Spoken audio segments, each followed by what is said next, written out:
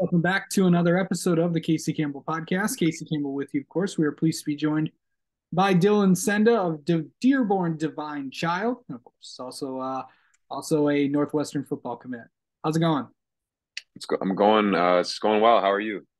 I'm doing pretty good, man. Had a big game this weekend against Riverview.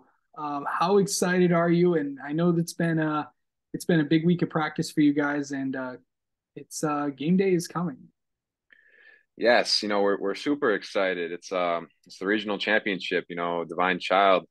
We haven't been to one of those since 2017, and just coming together as a team this year and bonding with the guys, and you know, getting like my shirt says, getting this opportunity to play in the regional championship.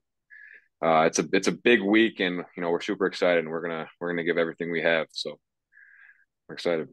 Yeah. And of course, as you mentioned, Divine Child has not been in this position for a very long, well, it hasn't been that long, but Right. it's definitely been a while. Right. To be on that team to get them back, what does that mean to you? Well, yeah, it means everything to me. Just from all the work we've put in from the summer, since the summertime. All of this work leads up to right now. So we take everything that we've learned, take all of the training that we've done to grow as players and to bond as a team. Everything comes into full circle, especially right now. So it means a whole lot to me, and I know it means a lot to our program. Okay, let's ask this question. It's always interesting to see how how football players' minds tick and all that stuff. How do you get ready for a game? Like, how do you mentally prepare for a game? Yeah.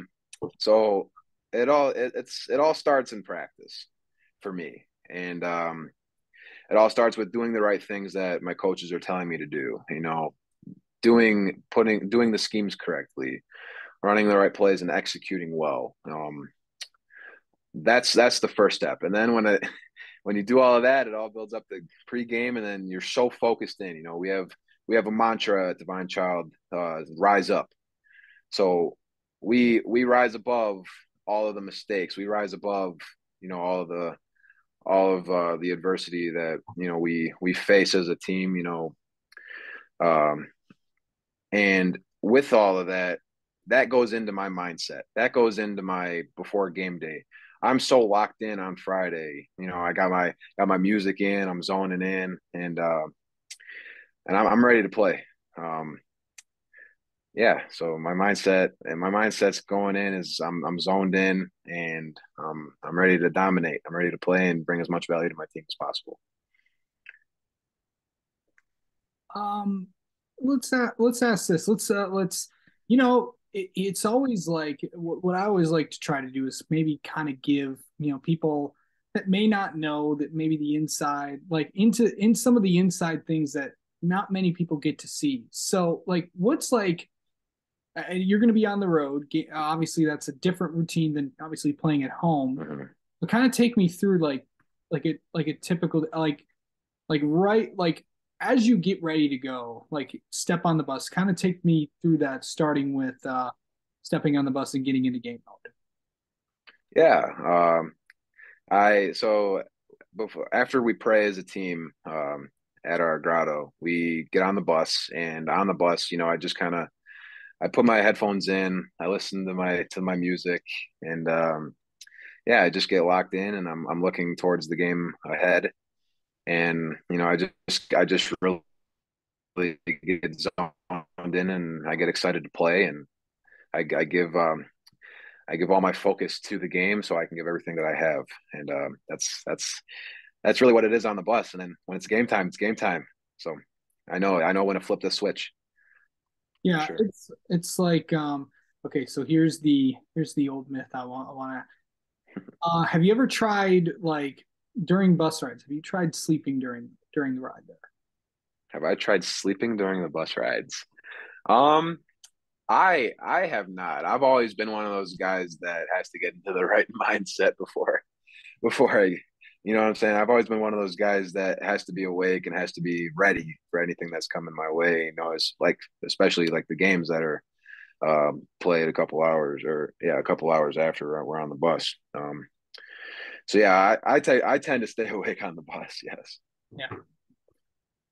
Okay, so going into kind of going in as an offensive lineman, what is that like? What's it What like is it like? What is it like to maul? to be a lineman? Oh, what is it like to be a lineman? Yes. Well, being a lineman is not, it's one of the most fun positions to play.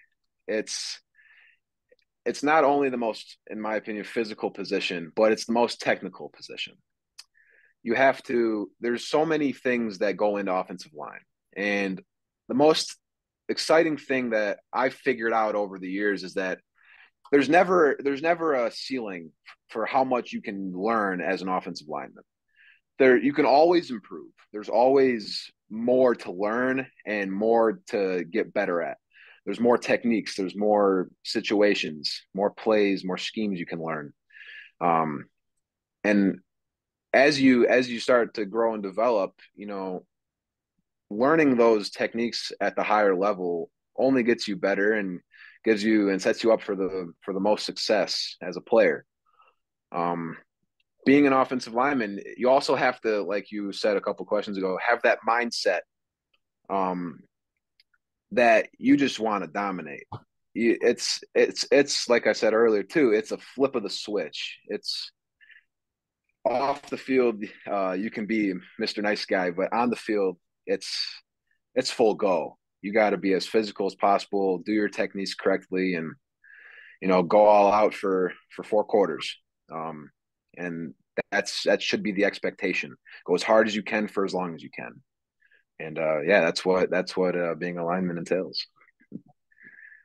Okay, so getting to this position, it's been, as we mentioned, it's been a while since you guys have been here. But what's it going to take to get to where you want to go next week? Right. So it all starts with execution.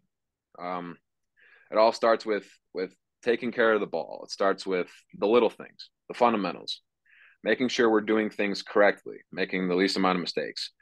We know that as a team, we are confident in our offense, in our defense, in our game plan. We know going into this that we're going to give everything that we got, and we know we're in this game, and we know that we're in for a 12 round fight, all the way through. Yeah, we're in it for the long run, and we're going to give everything we got. Yep.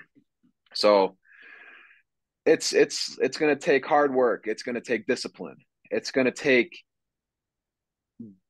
overcoming the adversity and rising up. Uh, and I know that we have the team to do it. So I'm super excited to play Friday. All right. Well, Dylan, as always, it's like high school football players are somewhat interesting. So let's get to know you a little bit. All Uh, right.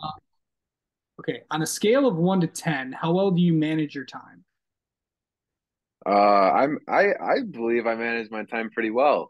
From the football aspect to the school work aspect, and the film study and the weightlifting and everything. I've always had a schedule, in the off season, and I do everything based off that schedule. And same thing during season. I wake up, go to school, um, go to football practice, homework, eat, sleep, repeat.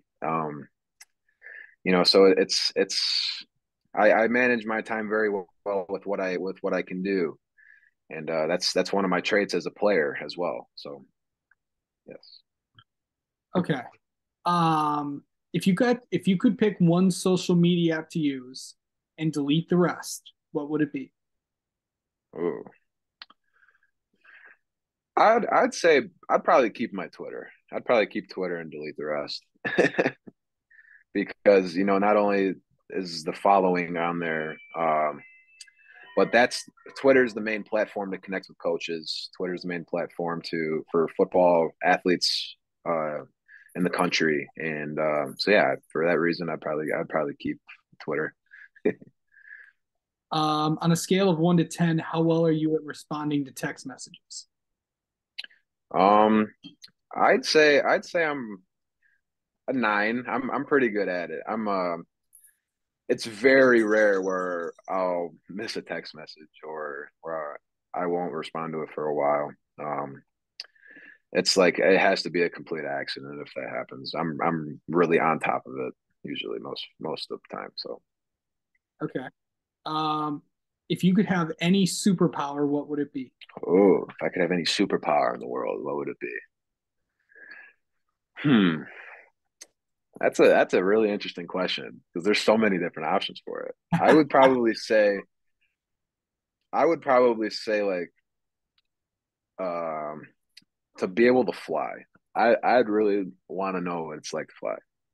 That'd be pretty cool. That's been the most common one I've said. There's invisibility's one, reading minds is another. Hmm. I got a shape shifting one. That was Shapeshift. That's interesting. yeah, it is. Lots of interesting ones with that. Mhm. Yeah. Oh, what's on your game day playlist? Ooh, what's on my game day playlist? um, definitely some rap. That's just kind of the thing that football players, listen to get hyped up. I also enjoy country music. That's kind of what I enjoy, like some Luke Combs or Morgan Wallen, some major artists out there that I enjoy. Kind of getting just into that zoning out. Zoning out from all the distractions and really getting focused in on the game. So music that helps me do that is what I really listen to. All right. Okay. Famous person you want to meet and famous person you have. Famous person I have met and famous person I want to meet. Hmm. Um. Well, I've I've met Pat Fitzgerald. I've met my Northwestern coaches. Those guys are those guys are pretty big deals in my book. They are a pretty big deal. Of course, they're gonna. Yeah. Um, of course, you are. Of um. course, you're committed to Yep. Northwestern as well. Yes. Yes. And who do I want to meet? Um. I'm not really sure. I. It's I'm probably gonna have to say Tom Brady or some football NFL legend or Yeah, yes, I'd probably have to say an NFL legend for sure. yeah, That'd be so cool. it would be. All right. Well, Dylan, thank you so much for coming on and talking with us, and best of luck this week. Thank you so much. I appreciate the time. So thank you.